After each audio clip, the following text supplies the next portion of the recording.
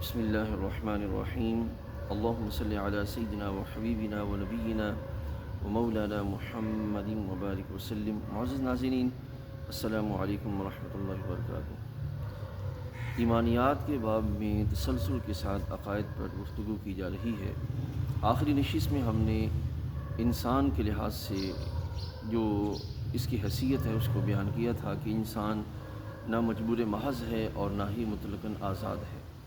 آج یہاں سے کچھ پہلو اور آپ کے سامنے رکھیں گے۔ معزز ناظرین، اللہ تعالیٰ جل وعلا نے روئے زمین پر جتنی بھی مخلوقات پیدا کی ہیں ان سب میں سے انسان کو اختیار عطا فرمایا ہے، اور یہ اختیار انسان کی آزمائش ہے۔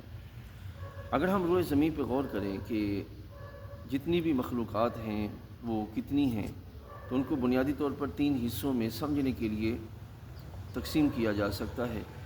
ایک ہے نباتات، ایک ہیں جمادات اور ایک ہیں حیوانات۔ ان کی ترتیب پہلے اگر آپ جمادات رکھیں، پھر نباتات رکھیں اور پھر جو ہے وہ آپ حیوانات کی طرف جو آ جائیں، تو آپ غور کیجئے گا کہ جمادات ایک جگہ پر فکس ہیں اور وہ ایک جگہ سے دوسری جگہ پر حرکت نہیں کرتے، اور نباتات کی طرف دیکھیں تو وہ ایک جگہ پر قائم ضرور ہے لیکن ان کے اندر ایک غیر محسوس طریقے سے حرکت جو وہ جاری ہے، جو کہ ان کی خوراک اور کائنات کے لحاظ سے ان کی جو معاونت ہے وہ پیش کرتی رہتی ہے۔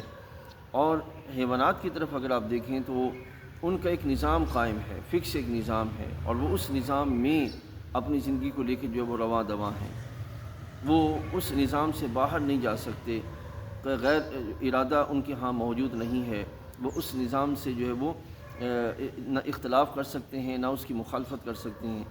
لیکن انسان کو اللہ تعالیٰ جل وعلا نے جزوی طور پر اپنی بارگاہ سے بطور آزمائش ایک اختیار عطا فرمایا ہے۔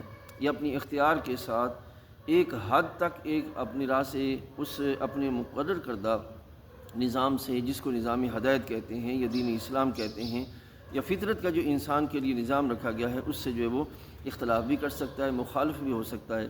لیکن اس اختلاف اور مخالفت میں انسان کی اپنے لیے ہی آزمائش کا سلسلہ ہے۔ اللہ تعالیٰ جل وعلا نے جو انسان کو آزمائش دی ہے، یہ اس لحاظ سے دی ہے کہ ان دو پہلوؤں کے درمیان تو کس کو اختیار کرتا ہے اور کس کو پسند کر کے کس کی طرف بڑھنے کی کوشش کرتا ہے۔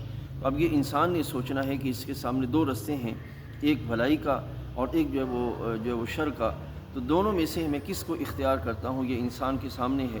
اور اس اختیار پر، یعنی کہ انسان جس چیز کو اختیار کرے گا، اس اختیار پر اللہ تعالیٰ جل وعلا اس کو اپنی بارگاہ سے جزا عطا فرمائے گا۔